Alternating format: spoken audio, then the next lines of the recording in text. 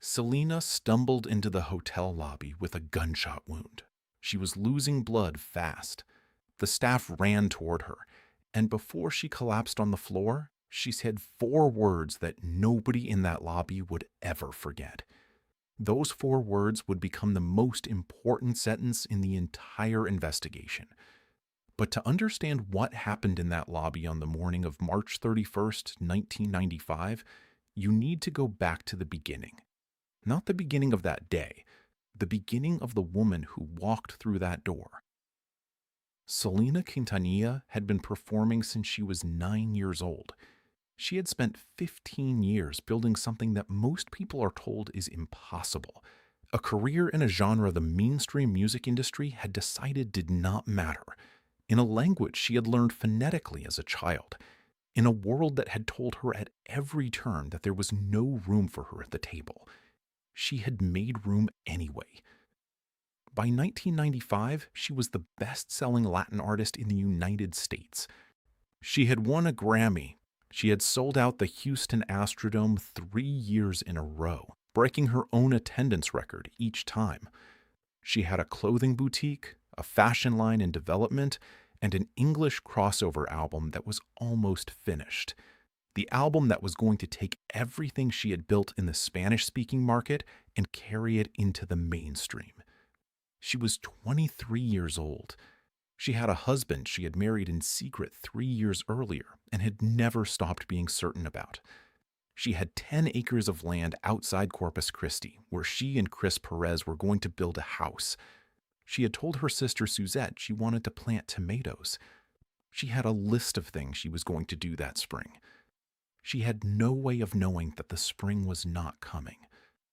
The woman who was about to end all of it had been inside Selena's life for 4 years. Yolanda Saldívar was a registered nurse from San Antonio who had founded Selena's official fan club in 1991. She was efficient, organized, and relentless in her dedication to promoting Selena's image and managing the fan club's operations. By 1994, she had signed up more than 8,000 members. The Quintanilla family trusted her completely.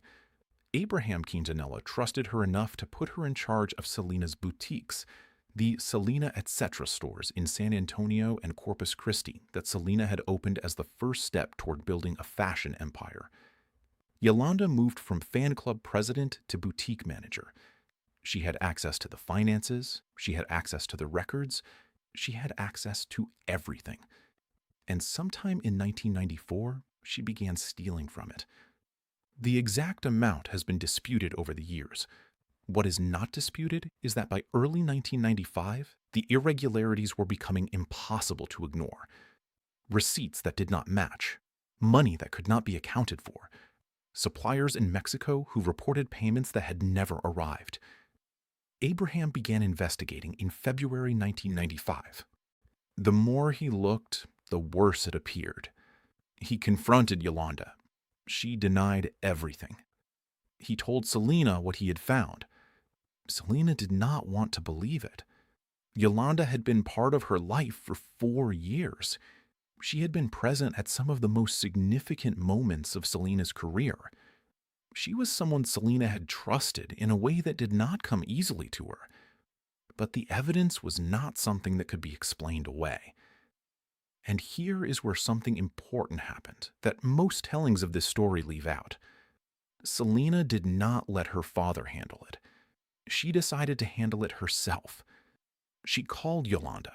She arranged to meet her in Corpus Christi in late March 1995 to recover the financial records that Yolanda had been keeping at her home. What followed was not one meeting, but a series of them, spread across several days, in the parking lot and rooms of the Days Inn Motel on Navigation Boulevard in Corpus Christi. Yolanda checked into the motel on March 27th. Selena came to meet her, and then she came back, and then she came back again. Each time, Yolanda had a reason the records were not ready. Each time, Selena returned. The people around Selena have described those days as deeply uncomfortable. Abraham had told Selena to stay away from Yolanda. He had already made the decision to fire her. But Selena kept going back. Her manager at the time said later that Selena seemed to believe she could resolve it directly, that if she could sit across from Yolanda and ask her to tell the truth, Yolanda would. On the evening of March 30th, Selena went to the motel again. This time, something happened that had not happened before. Yolanda told Selena she had been raped. The accusation was specific. She named a doctor in Monterrey, Mexico, someone connected to the boutique's expansion plans, as the perpetrator. Selena believed her. She took Yolanda to the hospital that night to be examined. The examination found no evidence to support the claim. But Selena had stayed with Yolanda through the entire night. She had held her hand in the hospital waiting room. She had done what she always did when someone in front of her needed something. She had given it. The next morning, March 31st, 1995, Selena went back to the motel. She went to room 158, Yolanda's room. What happened inside that room in the minutes that followed is something that only one person survived to describe, and that person has never been fully believed. What the physical evidence showed was this. At some point during the confrontation that took place in room 158, Yolanda Saldívar produced a .38 special revolver.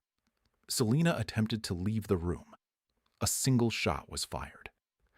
The bullet struck Selena in the back of the right shoulder, severing an artery. She ran. The door of room 158 opened onto an exterior corridor. Selena ran along that corridor. She was bleeding heavily. She turned a corner. She found a door. She pushed through it into the lobby of the Days Inn on Navigation Boulevard in Corpus Christi, Texas. It was 11:49 in the morning.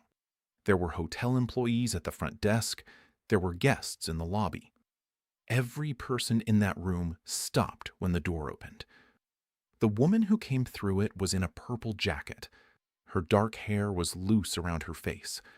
She was pressing one hand against her shoulder, and the blood was already spreading through the fabric of her jacket. And she was moving the way people move when the body is doing everything it can with what it has left. She crossed the lobby floor. She made it as far as the front desk. And then she began to go down. The staff caught her. They lowered her to the floor. They were asking her questions. What happened? Who did this? Where is the person who did this? And Selena Quintanilla, 23 years old, bleeding on the floor of a budget motel lobby in Corpus Christi, Texas, with the arterial blood leaving her body faster than anything could stop it, looked up at the employee crouching over her and said 4 words. Yolanda Saldívar, room 158. That was all. Those were the last words she spoke.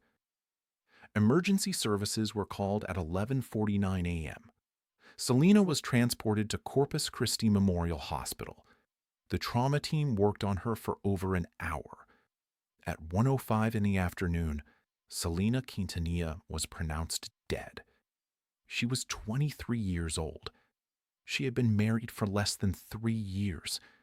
She had been 33 days past the last concert she would ever play.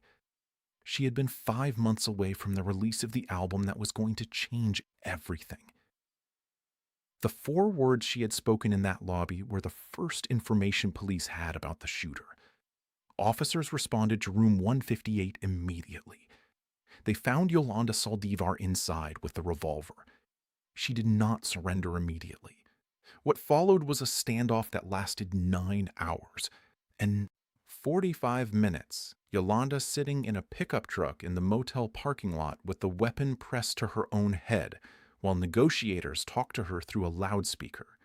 She surrendered at 9:30 in the evening. She was charged with first-degree murder. She was convicted on October 23, 1995. She was sentenced to life in prison with the possibility of parole after 30 years. In March 2025, 30 years after the murder, the Texas Board of Pardons and Paroles denied her parole application. The board concluded that she still posed a continuing threat to public safety. She remains in prison. In the hours after Selena's death, the Latino community across the United States and Mexico went into a grief that people who lived through it still struggle to describe. Radio stations went silent, not playing tribute music, silent. People drove to her house in Corpus Christi and stood outside on the street. They drove to the boutiques. They drove to the motel on Navigation Boulevard and left flowers on the ground outside the lobby door. The door she had come through. The door she had been strong enough to reach. 4 months later, Dreaming of You was released. On the first day, it sold 175,000 copies. It debuted at #1 on the Billboard 200, the first Latina woman in history to reach that number. The album she had been working toward for 3 years and never got to hold in her hands. The album she never got to perform live. There is something that the people who covered the investigation have returned to many times in the 30 years since. Selena Quintanilla had been shot in the back. She had been bleeding from a severed artery. She had run the length of an exterior corridor, turned a corner, found a door, and crossed an entire hotel lobby. The medical personnel who treated her said the distance she covered after that wound was received was significant. She should not have made it to the lobby. She made it to the lobby. And when she got there, with everything she had left, she did not ask for help for herself. She gave them the name. 4 words.